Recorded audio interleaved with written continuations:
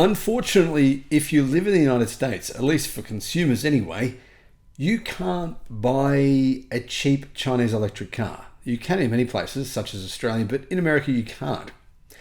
So when it comes to cheap EVs in America, well, there aren't really any. Yeah, there's some that are kind of affordable, but realistically, they're not that cheap. But what you're getting, the value's okay, but not great. But you do have one big thing going for you. The $7,500 tax credit. That makes EVs cheap. I mean, a Model 3, put $7,500 on top of that. Yeah, the price for the long range version comes down to nearly $35,000. That's good value. What are the best 4 EVs I personally recommend in the United States right now? Well, that's a tricky question, but I do have 4 that I think stand out. These are my 4 recommendations for America in 2024. This list will definitely change next year. Hello, my friends. Welcome to the channel. I'm Sam Evans. You're watching the Electric Viking. Fantastic to have you with me, and fantastic to see what EVs are doing this year. Obviously, you guys, I mean, your market is electric pickup trucks. You've got that going. That's one positive for you. But other than that, America's car market is kind of crappy in comparison to Europe, where there's heaps of different models you can get of EVs, in comparison now to Australia, where there's heaps coming and already heaps here. But you do have some good cars still. First of all, there's 2 Teslas I recommend. There's 2 non-Teslas I recommend. The Rivian R1T. That's currently, in my opinion, the best value pickup truck. Now, I mentioned pickup trucks because, well, that's the largest market share in the US is pickup trucks.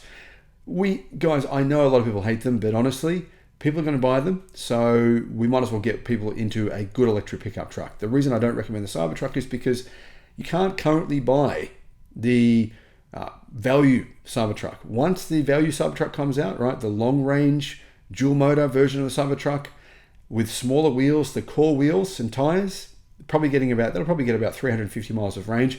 That's what I recommend, but you can't buy one of those right now. So the Rivian R1S or the Rivian R1T, I should say.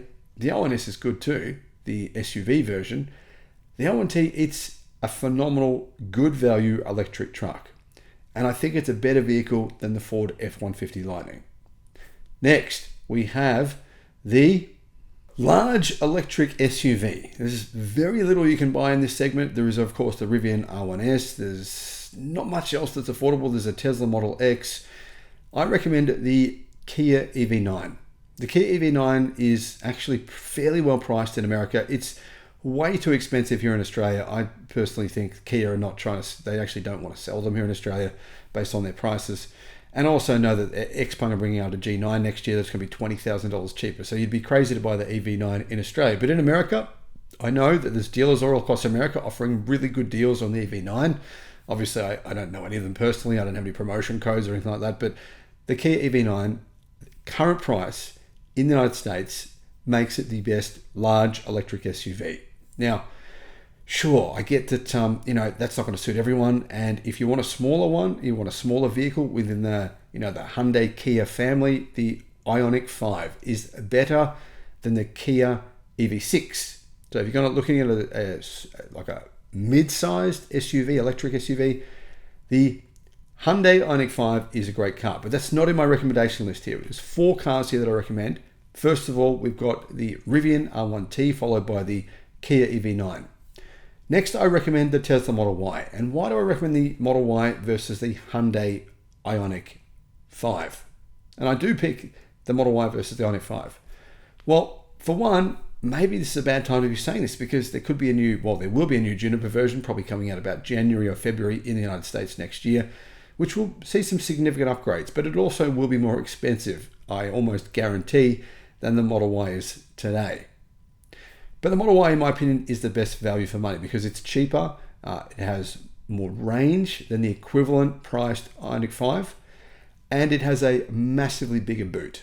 Those are the key reasons, in addition to Tesla's supercharger network. Now, a lot of people say, well, the supercharger network is no longer exclusive. That's not actually true. It kind of is exclusive. You've got to pay more money to use the supercharger network, or you've got to sign up with a subscription if you want to use it in the United States.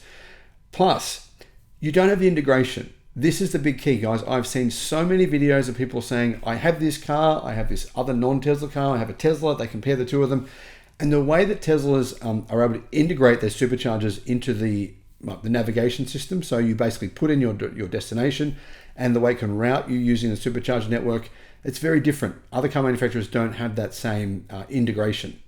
That's a definite advantage of the Model Y. Price as well. Price is important. Price matters to the people. The Model Y, in my opinion, is the best value vehicle you can buy in the United States right now based on the price. It does qualify for EV incentives. That's the problem with the Ioniq 5. It doesn't. So a $7,500 price difference is massive. Guys, for Australians, that's the equivalent of like 11,000, 12,000 Australian dollars. That's a huge amount of cash. That's why I would pick the Model Y versus the Ioniq 5. Is the Ioniq 5 a good car? Fantastic car. Model Y is just better value. Fourth car here, guys, is the Tesla Model 3. The Model 3, fantastic car. I know some people are buying other vehicles because they don't like Tesla. Some people have told me they've even bought a Hyundai, the new Hyundai Kona. They bought, some other cars from other manufacturers they bought, like the Ford Mustang Mach-E. Yeah, guys, look at the recent results, right, of Bjorn Nyland's test on YouTube. He tested the Model 3's efficiency. It's the best efficiency of any car he's ever tested on the highway. It returned a much higher efficiency than what Tesla advertises. Tesla's EPA-rated energy efficiency for the Model Y is 4 miles per kilowatt hour, but it actually gets 5.5 on the highway. If you're doing about 75 miles an hour, it gets just over 4. So even if you're going at very fast highway speeds, the Model 3's efficiency beats its advertised combined efficiency.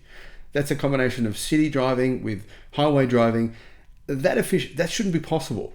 As far as I can tell, the Model 3 is the only EV that's ever done that, especially that's beaten it by that wide of a margin.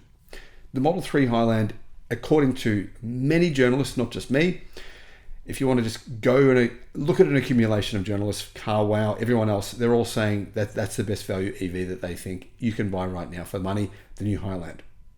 I tend to agree with them. I think they're right. Why is it the best? Well, the combination of improvements that Tesla have made, of course, all the things I mentioned about the Model Y, the charging, the integration, but things that the Highland sees, which is the acoustic glass, it's much quieter now. The ride is more comfortable.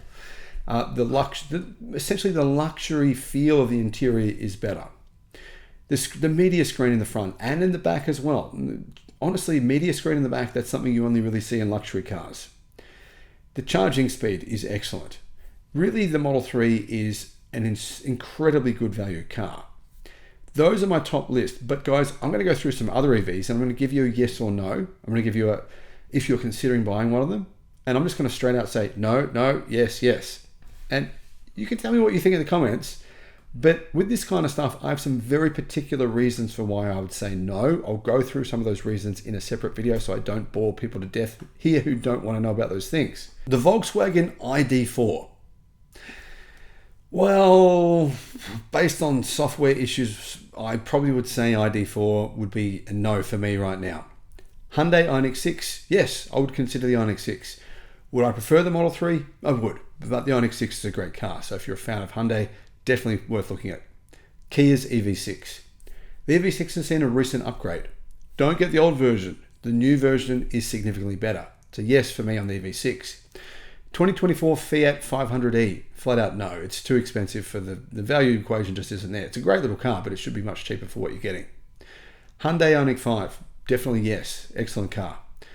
Hyundai Kona EV. It's good value. I'll give it a yes. Tesla Model 3 is a definite yes. Chevrolet Bolt EV. If you can get a Bolt, they do qualify for EV incentives, making it potentially the cheapest car in the United States. For that reason, yes. Ford F-150 Lightning. Well, no. I believe there'll be an upgrade to the F-150 Lightning with faster charging. Charging speed is not fast enough for the size of the battery. Like I've said, I was heavily criticized for this until, bizarrely guys, I literally had hundreds of comments. People saying what I said about the battery charging too slow was wrong. They said I was wrong. 150 kilowatt charging's fine with a massive 200 kilowatt battery. Right, yeah, take 2 hours to charge your battery. Jim Farley goes on a road trip and he says straight out, basically paraphrases what I said. It doesn't charge fast enough. That's the problem. The new version will fix that. So I would wait for the new version. Ford Mustang Mach Mach-E. Should you consider a Mach-E? Well, they're actually good value. They've had some pretty big discounts recently. Would I consider it personally over the Ioniq 5 or the Tesla Model Y? No. But if you love Ford, the Mach-E is actually a car that I think is pretty decent now. In Australia, would I recommend it? No. Too expensive in Australia. Kia Niro? No. Nissan Leaf? Nissan Leaf, definite no. Unless you can get one really cheap. You might be able to get one really, really cheap, then it would be a yes. Polestar 2. The Polestar 2 is actually a really nice car. This is a tricky answer. I've got to give you an answer of saying maybe, because it depends if your leg is bothered by the center console. When I was driving, my leg was affected by the center console. For me and my brother, it was uncomfortable to drive. That's why for me it was a no, but a lot of people don't have that problem. If you don't have that problem, I would say yes. Mercedes-Benz EQS SUV. Hell no. I mean, yeah, it's very, very nice, but not good value for money. There's too many reasons why I think that that's not a car I would purchase. But honestly, if money is no object for you, even then I wouldn't buy one.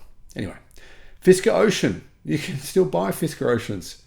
Listen, if you can get one of these for $5,000 to $10,000, go right ahead. Any more than that, definite no. Tesla Model S.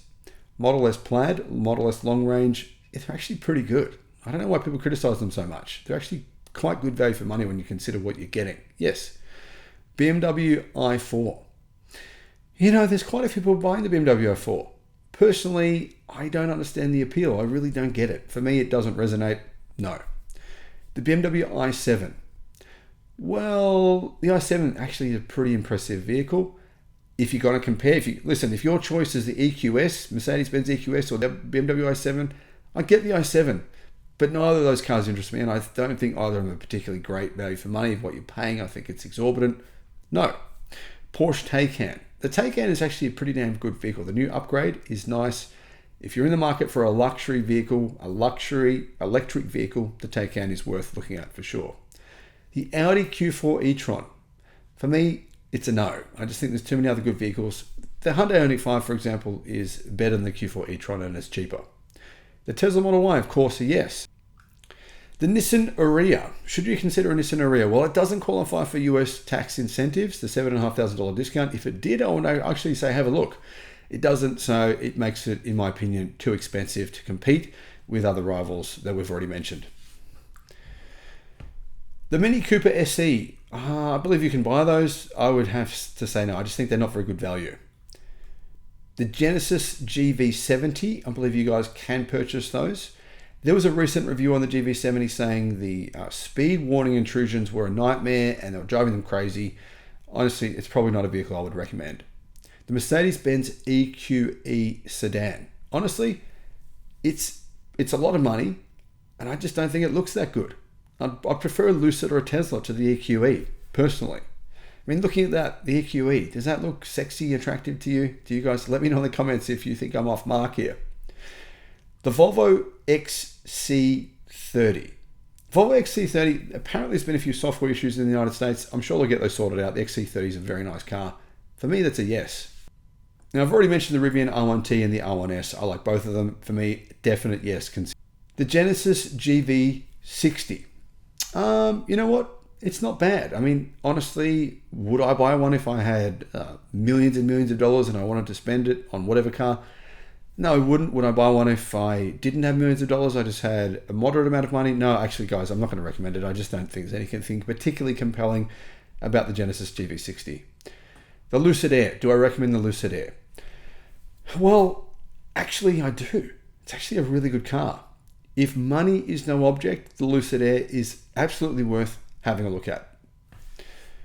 The BMW iX. The BMW iX is actually a pretty good car too. The technology is impressive. BMW have certainly improved their EV technology, and BMW's EV sales this year, they have been really skyrocketing.